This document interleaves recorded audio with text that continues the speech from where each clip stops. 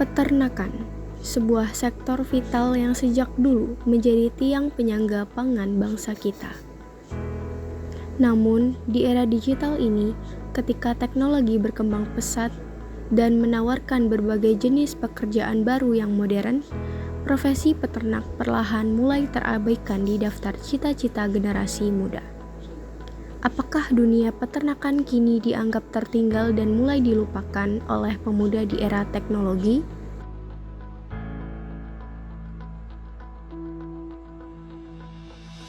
Penelitian etnografi ini dilakukan oleh kelompok kami untuk mengetahui lebih dalam bagaimana minat yang sebenarnya dari generasi muda terhadap pekerjaan sebagai peternak. Apakah karena faktor gengsi, tingkat kesejahteraan, atau karena minimnya pemahaman tentang bagaimana teknologi sesungguhnya bisa mengubah wajah peternakan tradisional menjadi lebih modern. Untuk mengkaji fenomena ini, kami melakukan observasi langsung di kawasan Pasar Hewan Kurban Kalideres, serta melakukan wawancara mendalam dengan beberapa pemuda dan juga para pelaku usaha peternakan. Melalui pendekatan etnografi, kami ingin memahami secara nyata perilaku dan pandangan mereka terhadap masa depan dunia peternakan.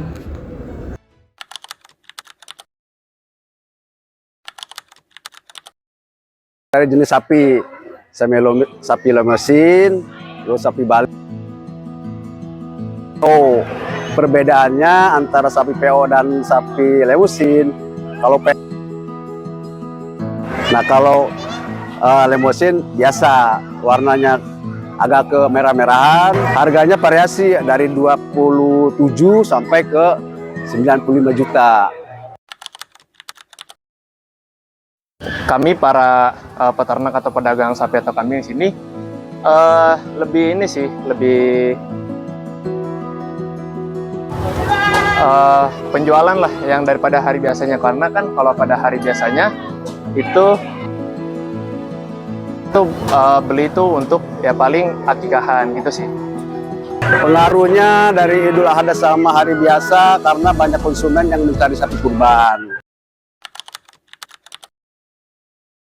Oke, pendapat saya yang pasti jarang diminati orang ya. Apalagi di kalangan Gen Z, Gen Alpha zaman sekarang kan. Bukan menutup kemungkinan mereka pasti ada beberapa dari mereka pasti akan memilih pekerjaan sebagai peternak. Nah, pendapat saya pasti para peternak harus lebih melek lagi bagaimana cara mereka mengiklankan peternakan mereka ini agar bisa menjangkau audiens yang lebih banyak.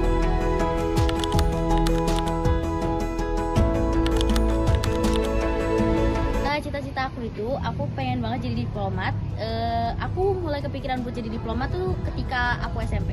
Alasan utama kenapa aku mau jadi diplomat, yang pertama itu karena aku menganggap bahwasanya orang-orang yang bisa menjadi diplomat itu orang-orang yang keren banget, karena untuk menjadi diplomat itu kan gak gampang. Yang pertama, seleksinya rumit, apalagi ketika mereka bisa mengemban tugas tersebut, mereka akan ditempatkan di berbagai negara, bisa jadi itu juga negara impian mereka. Cita-cita saya ingin menjadi seorang guru karena terinspirasi dari orang tua.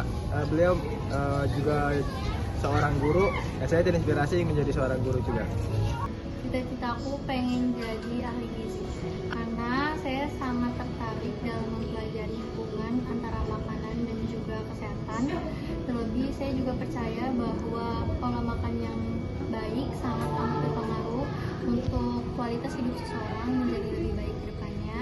Saya juga ingin memberikan edukasi kepada masyarakat agar mereka lebih paham mengenai pola makan dan gizi yang seimbang. Menurut saya profesi peternak itu sangat amat dibutuhkan, apalagi di kehidupan yang seperti sekarang ini. Mereka membantu kita untuk menyediakan sumber pangan seperti daging, susu, dan juga telur dan lain sebagainya.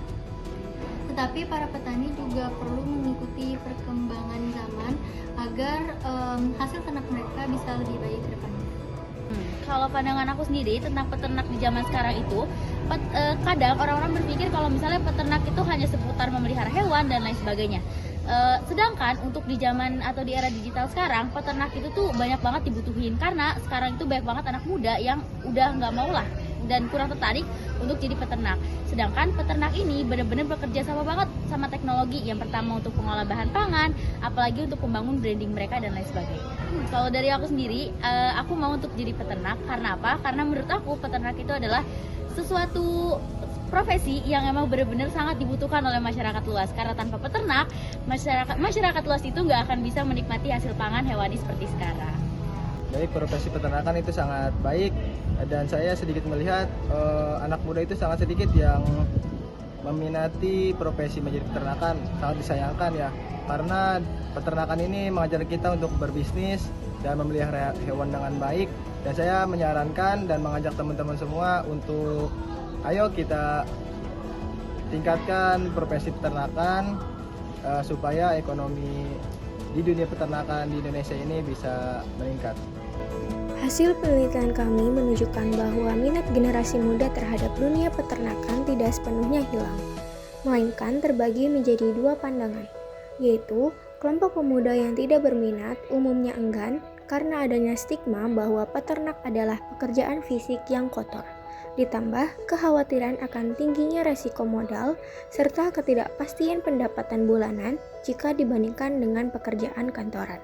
Sebaliknya, penelitian ini juga menemukan kelompok pemuda yang justru sangat berminat untuk terjun ke sektor ini.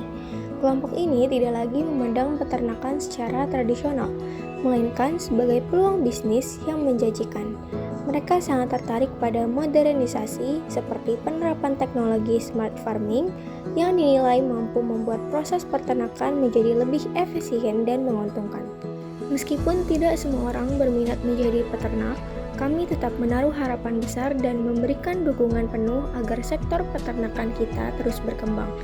Kami percaya lewat tangan-tangan kreatif pemuda yang mau memanfaatkan teknologi, sektor peternakan tidak hanya akan menjadi lebih modern, tetapi juga mampu menjadi pilar utama yang memperkokoh ketahanan pangan bangsa di masa depan.